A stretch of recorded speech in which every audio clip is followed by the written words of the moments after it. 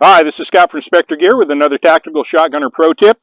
And with the popularity recently of the Mossberg Shockwave and the Remington version of the same shotgun, where it's classified as a firearm, not necessarily a shotgun, not a pistol, kind of some in-between device, a lot of people are going out and they're getting these pistol grip, I'm going to call them a shotgun because we all know that's what it is, but they're getting these pistol grip shotguns with extremely short barrels on them. And they look cool.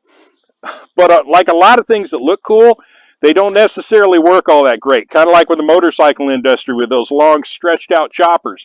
They may look great, but they handle like crap. Same goes for the pistol grip shotguns. You can get by with them, and I've used them professionally, in fact. I had at one time when I used to run high-risk inmate transportations, and I was riding in the commander's seat in the lead car. Although we had M4 type carbines and we had M14s in the trail van and all kinds of heavy duty stuff, laying in my lap was a Remington 870 with a barrel cut even with a magazine nut and a pistol grip on it.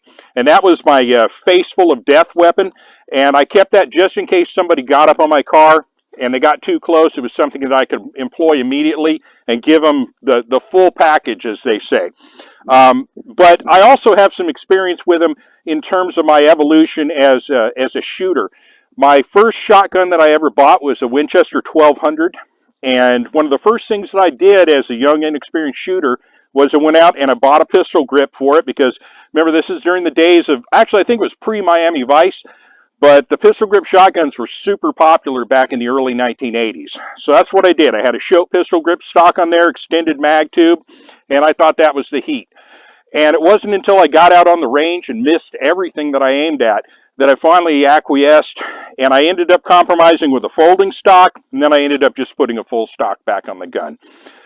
If you're evaluating whether or not to purchase one of these pistol grip guns, you know, I'm not here to tell you what to do, but it's not something I wouldn't do it, to be completely honest with you. They are handy, and they can, under very, very limited circumstances, be an effective weapon. But there's just going to be no substitute for that buttstock. When you have the buttstock on the weapon, it does a few very important things for you. The first thing is it gives you an index point at the rear of the gun. Unlike a pistol, shooting from the hip, you can actually engage targets and hit pretty accurately. And in fact, I'll show you. So that's from the hip. I can hit the plate all day long without a problem. However, when it comes to the shotgun, that index point at the rear, if I'm off a little bit with a pistol, it only matters just a bunch. As a matter of fact, that first round actually went just a little to the left of the plate, and then I zeroed in and got the remaining 5 on plate.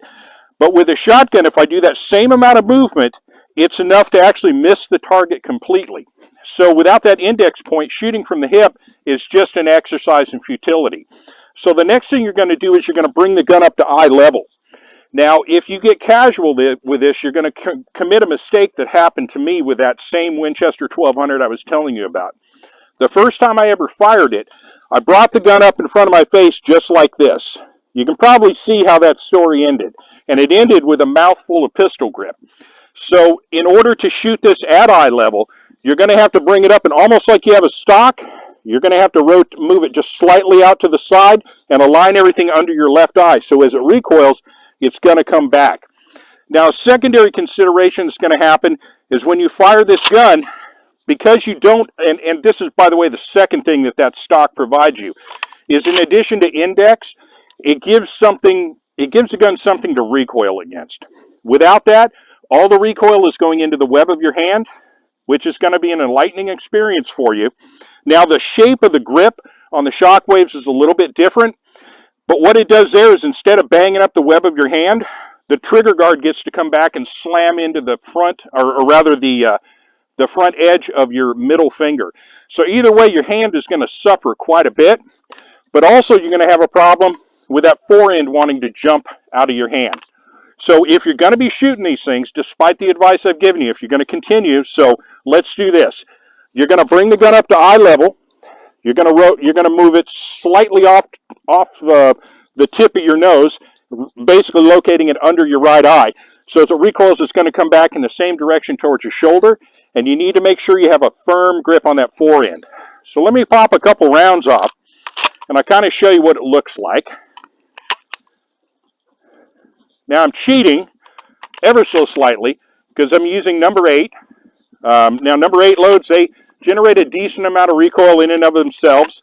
The double-aught buck is just, it's a treat. So let me go ahead and pop a couple off, and we'll see kind of what it looks like. So here we go.